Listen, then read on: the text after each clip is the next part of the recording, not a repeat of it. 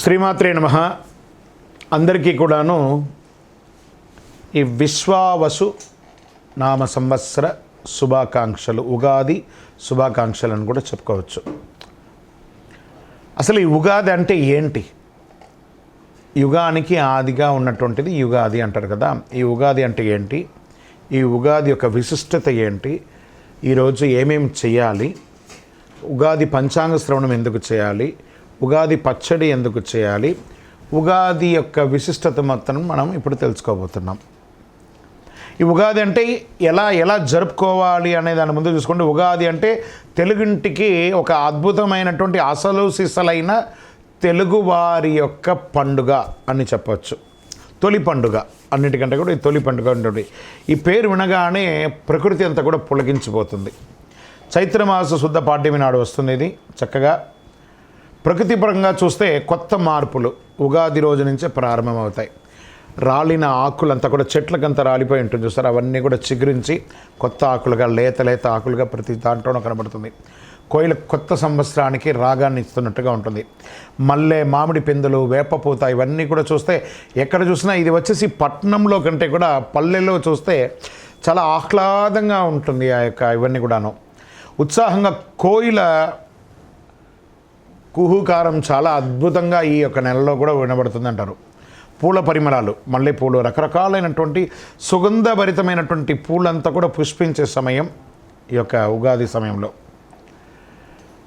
ఈ ఉగాది అంటే తెలుగు సంవత్సరం మొదటి రోజు అని కూడా మనం అంటుంటాం. తెలుగు సంవత్సరం కూడా మొదలవుతుంది.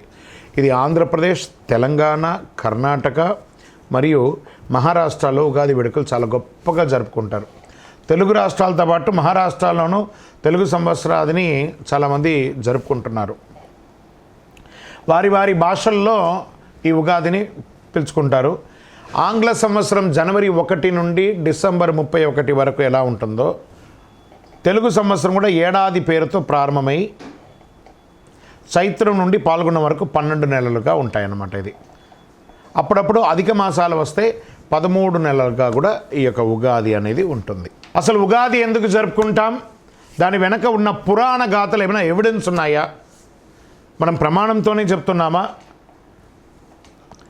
చైత్రమాస శుద్ధ పాడ్యమి రోజు ఉగాది జరుపుకుంటాము. అగస్య ఆది అనేది ఉగాది. ఉగ అనగా నక్షత్ర గమనం, జన్మ, ఆయుష్ అని అర్థం అన్నమాట.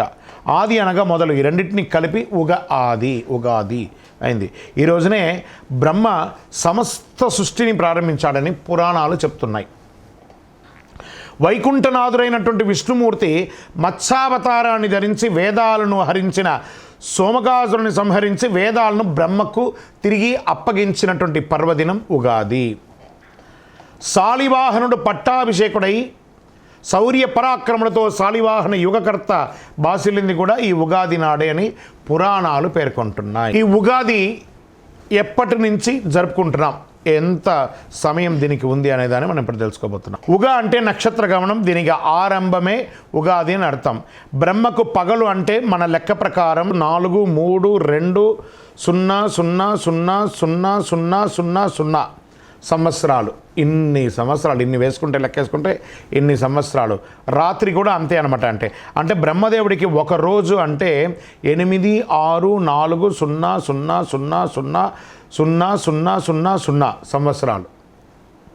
360 రోజులు పూర్తి చేస్తే బ్రహ్మకు ఒక్క సంవత్సరం అయినట్టు లెక్క. 3,11,40 కోట్ల సంవత్సరాలు పూర్తి చేస్తే ఒక రోజు కింద లెక్క. ఇప్పుడు నేను చెప్పిన లెక్కలో ఇది వస్తుంది. ఇలా 100 ఏళ్ల బ్రహ్మదేవుని యొక్క ఆయుష్. ఇప్పటి వరకు 6 బ్రహ్మలు సృష్టి కార్యాలు పూర్తి చేశారు. ప్రస్తుతం 7వ బ్రహ్మ ద్వితీయ పరార్థంలో ఉన్నాడంటే ప్రస్తుతం ఆయన వయస్సు 51 సంవత్సరాలు. అంటే ఇంకా చూసుకోండి ఎన్ని లక్షల సంవత్సరాల మనకు జీవితం ఈ యొక్క కలియుగం ఉందో చూసుకోండి. ఇప్పుడు మనం వైవస్వత మన్వంతరం కలియుగంలో ఉన్నాం. మహావిష్ణువు మత్స్యావతారంలో సోమకాసుర రాక్షసుని సంహరించి వేదాలను అప్పగించినటువంటి సంవత్సరంగా చెప్పొచ్చు. శ్రీరాముడు విక్రమాదిత్య శాలివాహనుడు పట్టాభిషేకమైనటువంటి రోజు కూడా ఇదే అని చెప్పచ్చు. వరాహమిహిరుడు పంచాంగాన్ని జాతికి అంకితం చేసిన ఉగాది రోజే అని కూడా చెప్పచ్చు. తెలుగు సంవత్సరాల్లో మొత్తం 60, వాటిలో ఈ సంవత్సరం విశ్వావసునామ సంవత్సరం 39వ సంవత్సరం. అంతేకాదు ఉగాది నాటికి చెట్లు ఆకులు రాలి కొత్తగా చిగురుస్తాయని కూడా చెప్పుకున్నాం. ఈ సమయంలో ప్రకృతి ఎంతో ఆనందంగా ఉంటుంది.